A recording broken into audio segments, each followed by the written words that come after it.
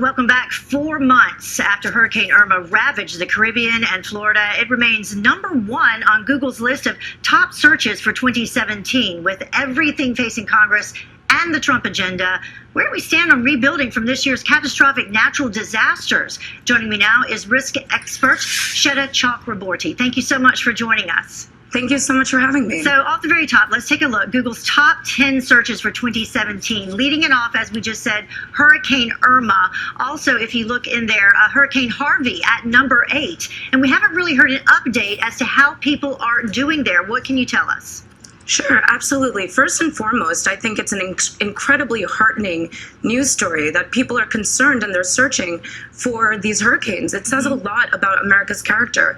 And what's also interesting to note is that people aren't just searching by name, they're searching what can we do to help? Yeah, so this is something people are still really concerned about. Yeah, let's absolutely. Before you get onto that, let's take a look at some of the numbers. 2017, the natural disasters, 64 hurricane deaths in Puerto Rico. That's the toll that we know of. $1 billion spent in FEMA assistance for Puerto Rico relief. 90,000 flood insurance claims after Hurricane Harvey. How can people help out?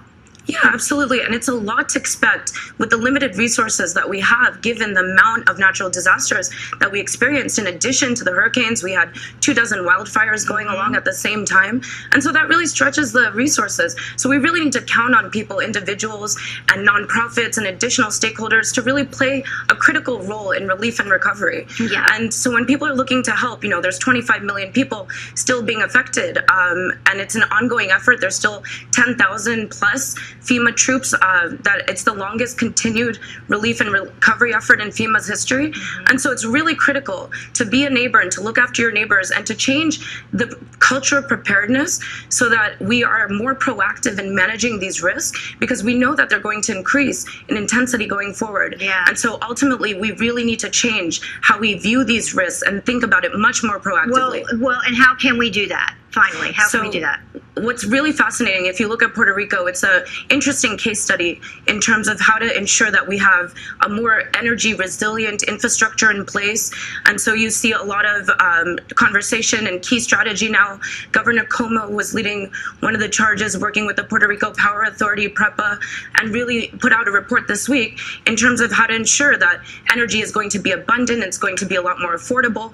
And these are the kind of interesting new engineering solutions that are being brought in and needs to be spread across America. Yeah. Right now, the American Civil Society, Society for Civil Engineering, gave American infrastructure a D+. Oh no! And by nobody's standards, that is not a good grade by anybody's standards. Sweta, thank you so much. Very important Absolutely. topic to bring people up to speed on. We appreciate you joining us. Remember all those folks during the holidays and the FEMA people who are out there working as well, away from their families. Thank you. Absolutely. Thank you.